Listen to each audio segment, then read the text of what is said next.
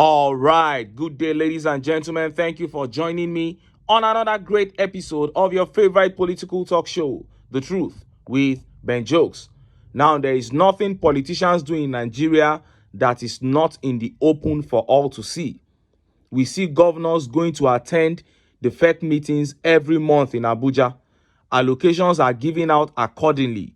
But when they return to their states, some of them fail to pay salaries and nothing happens. We saw Yaya Bello do it in his state for 36 months. And the inability or the fact that citizens have not risen against the political class makes them to assume or believe that the people are not normal upstairs. Because when you hear politicians speak sometimes, the kind of lies they tell boldly leaves you either questioning their mental health or the mental health of the people sitting down listening and clapping for them. Election was held in Lagos last year, and we all saw what happened. Even the European Union had the ugly occurrences associated with that election documented in their report, which they released to the whole world early last month. How Tinubu and SANWO-OLU deployed Lagos thugs to terrorize Lagosians who came all out to vote against the APC. We saw ballot box snatching, vote buying, and obvious manipulations of ballot sheets. Even SANWO-OLU's running mate, Hamzat, submitted fake documents to INEC. All that was thrown under the bus, was swept under the carpet at the tribunal. In a nutshell, SANWO-OLU was re-elected as governor of Lagos through one of the most disgraceful elections in the history of the state and the nation at large. But few hours ago, that same SANWO-OLU stood before Nigerian youths in that same Lagos and began warning them to avoid shortcuts to victory in life. And Nigerians came down heavily on him. Before I show you how he said it and how Nigerians reacted, let me quickly show you this update where this pastor who said Peter Obi can never be president is now crying over bad leadership in Nigeria. Look at how the papers reported it. Prayers can't solve hardship. Nigerians chose bad leaders. Primate Ayodele. The leader of INRI, Evangelical Spiritual Church, Primate Elijah Ayodele, on Tuesday said, fasting and prayers won't be able to solve the economic hardship in Nigeria because leaders are the problems of the country. Primate Ayodele said God isn't listening to Nigerians on the issue of hardship anymore because the people elected leaders that are now making life difficult for them. He mentioned that anyone that says Nigerians should pray to solve hardship is only deceiving himself. According to Primate Ayodele, we have failed to follow reality. Anyone who says we should pray to solve hardship is only deceiving Nigerians. God is not listening to Nigerians on the issue of hardship any longer. We don't listen to the truth and we are far away from it. God will not come down to make things for us. The system is shutting down, but God will not come down to help us. The man of God explained that God warned Nigerians against voting another APC government, but they didn't listen. Therefore, Nigerians are facing the consequences of disobedience. God warned us, but we didn't follow his will. So we have to face the consequence of our disobedience, which is hardship and anguish. We are only paying for our disobedience. Let the government organize 10 million prophets, Islamic clerics, and traditional rulers to pray about what is happening. Nothing will change except the leaders do the right thing and all that is needed. Let's stop deceiving ourselves with prayers. Every sector is a mess. People have been praying and fasting, but nothing is happening. The issues we are facing are the result of human errors and incapacity. We can't solve these issues through fasting and prayers. Nigerian problems have passed what prayers can solve, he added. You heard that. Now, this is actually Primate Ayodele responding to Pastor Adeboye's charge to Nigerians to pray against the current hardship in the country. But Primate, with this same mouth, you campaigned against Peter Obi. You said he can never be president.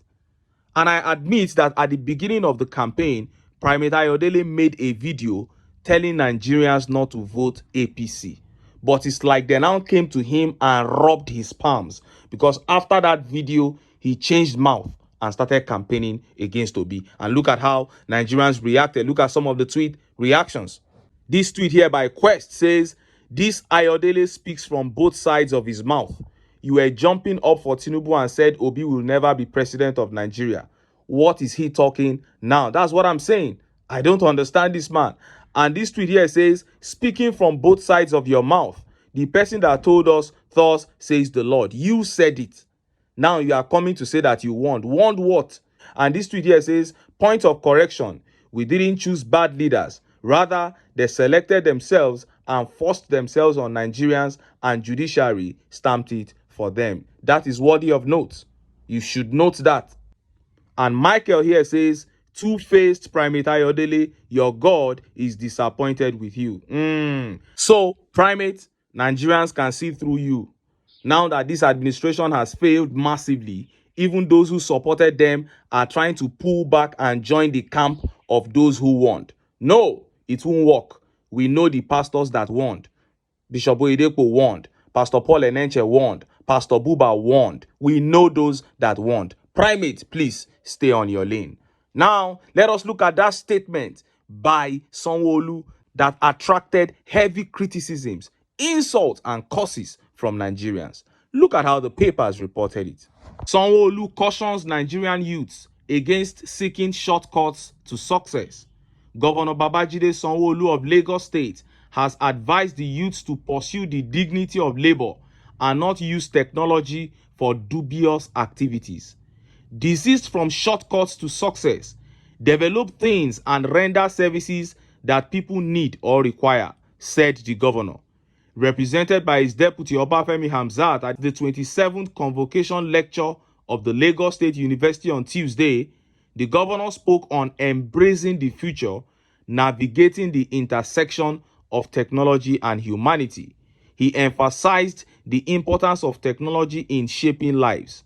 Technology allows us to do things consistently, accurately, and speedily, and it saves cost, he said. The governor urged the graduating students to incorporate technology constructively in their daily activities.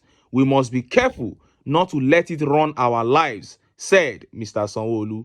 Your future is in your hands. Grab it. Grab it was the only thing he said there that makes sense. Grab it. Because that is what he and his boss do. They grab it and they snatch it.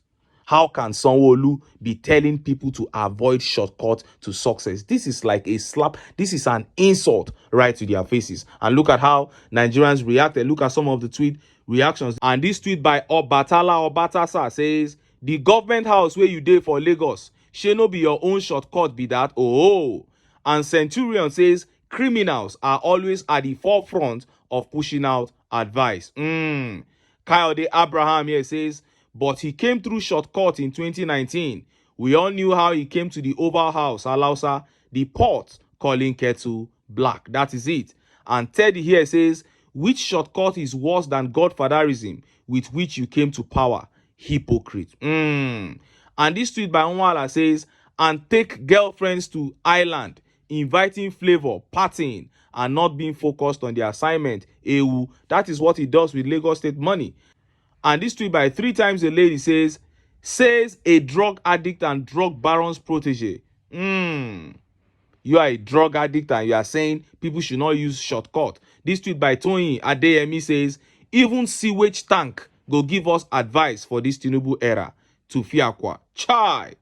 And Abu Mariam here says, "Coming from someone who clearly stole an election, someone who took shortcut to victory." And it is what it is. Nigerians already know what these politicians are about. What is left now is for us to channel that energy into confronting them and holding them to account, and when necessary, choosing the right leaders and standing by our choices. And Justin, my administration plans to transform FCT into world-class city. Tinubu, that is what Tinubu is telling Nigerians now, that he's going to transform the FCT into a world-class city, because they commissioned a road yesterday. Wike, called him up, let's commission a road. That road was already 75% complete by the previous administration. Now they have completed it, and they are trying to take the glory.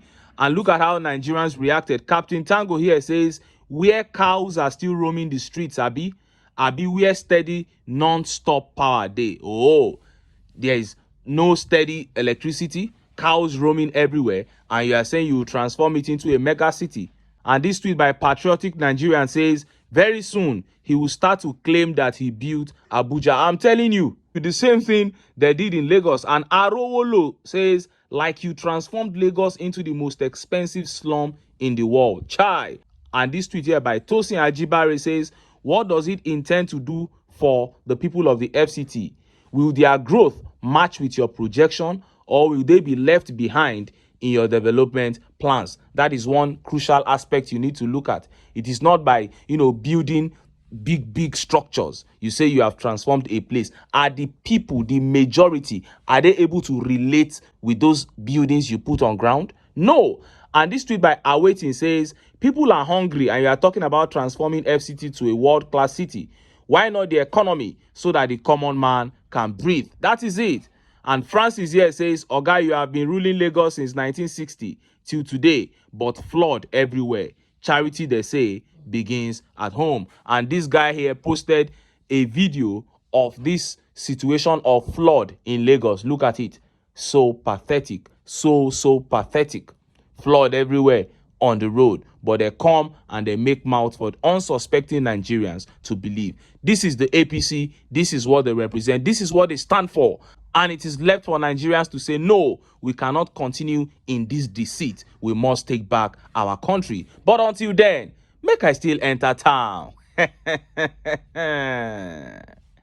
I go get some ogbonge political news wey una go like. Why? Because of una. Nah, I dey here. So don't go away. Don't go.